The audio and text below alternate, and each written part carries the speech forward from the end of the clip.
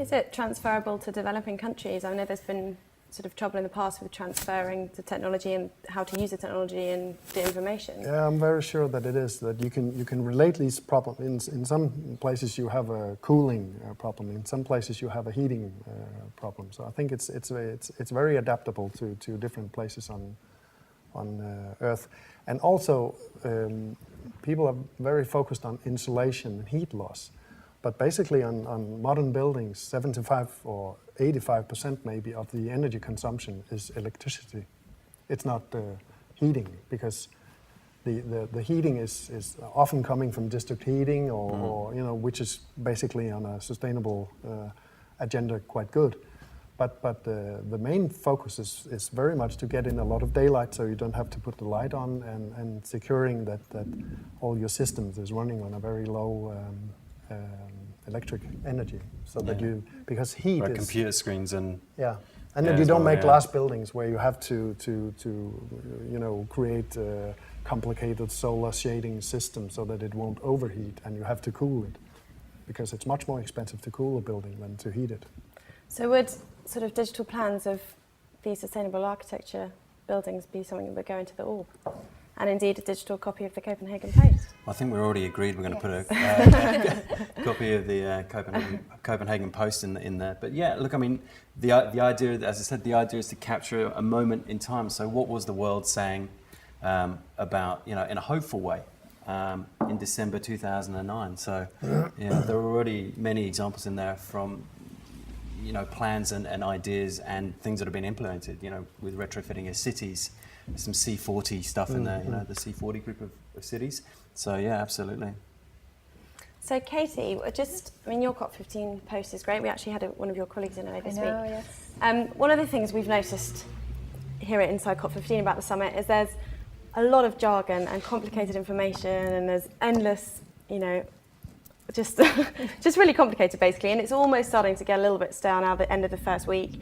How are you keeping everyone interested? How are you making sure that everyone knows what's going on? Are people now looking forward to next week when the heads of state come in, or do you still have plenty of stories going on? Well, we have a glut of stories right now, so we're quite lucky that we're not going to run out. But you did raise a very valuable point. I mean, even before the media gets to the consumer, to the reader or the viewer, the journalists themselves need to work out what on earth is going on.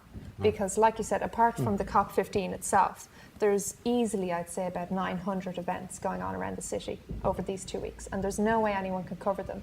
So first of all, you have to realise, well, what's important, or more importantly, what's important and interesting to the reader or the viewer. And then once you figure that out, you have to understand, especially with the COP15 out in Bella Centre, what does it all mean?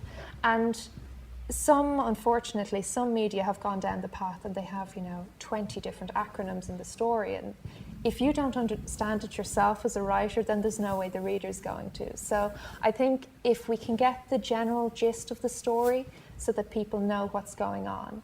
I mean, you could talk about the different ad hoc working groups and what's a plenary session and what's this and that. But something like when Tuvalu spoke out in the plenary session that time, everybody can realise, even if they don't understand the politics behind it, everyone can identify with a little country sort of standing up for what it believes. Absolutely.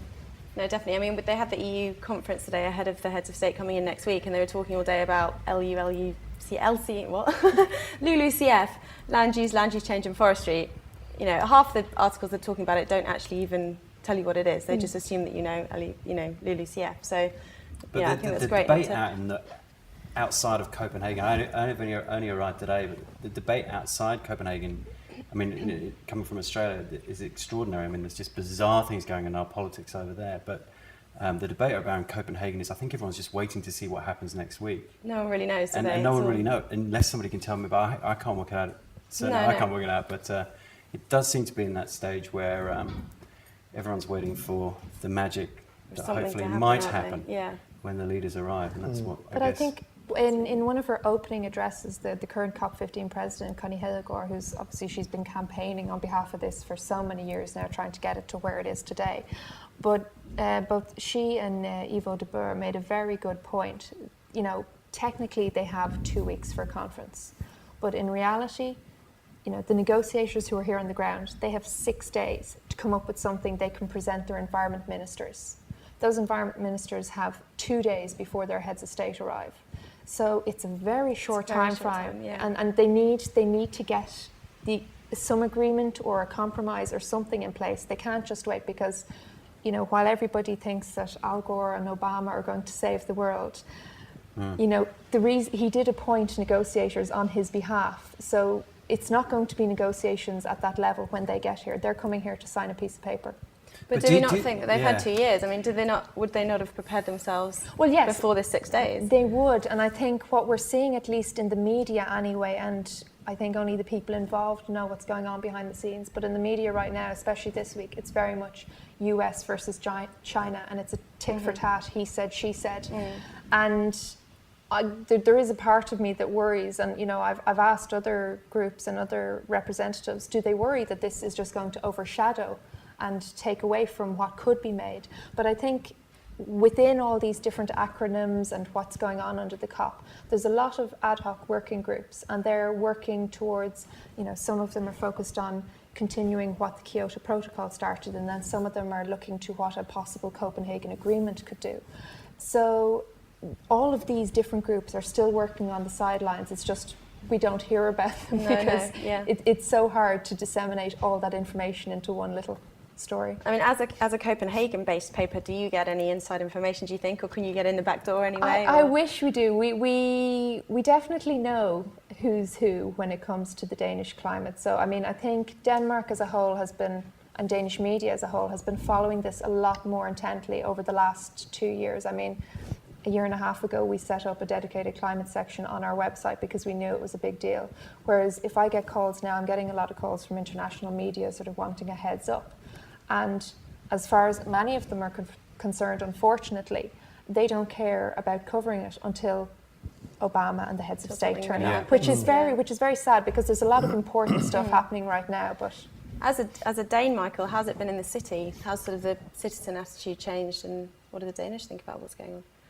Well, I think of course, everybody has been a bit, you know, coming up to the COP15, everybody was a bit disappointed that you know, it sort of faded out the ambition or the expectations for the meeting. But I think concerning what you said is that of course it's very important that people are started walking now. So I think there's a lot of things going on that will affect the world. It's too bad if we don't end up in any legal agreement, but still I think it's very important that everybody is sort of together, and actually I think the seriousness of this is spreading in a very positive way. And hopefully Copenhagen will lead the way with Earth Hour Wednesday at 7. Yeah, well, I mean, I think it's just meant to be that I think there is something that can happen when you have where the buck stops. The leaders, they're there for 2 days. Most of them arrive Wednesday, they're Thursday, Friday. And if you're incredibly glass half full optimistic, then maybe there's a chance that, and it probably won't be a legally binding deal at this stage, but the buck does stop with them, and history will remember who it stopped with at this time. And I think that's the kind of interesting and moment that we don't know what will happen. I mean, because I don't think there's been an issue of this magnitude where you can't discredit political will and the support for something that there is. It's a dynamic, you can never judge it until it happens, I think, as well. And who steps up to lead as well. Yeah. Yeah. I'll have to watch this space, I think. Yes. Thank you all very much for coming in. I want to thank our guests for this evening, Andy Ridley, Executive Director of Earth Hour, Michael Christensen of Michael Christensen Architects, and Katie Rice from the COP15 Post. That's what for today, but join us again tomorrow for more live information from the Inside COP15.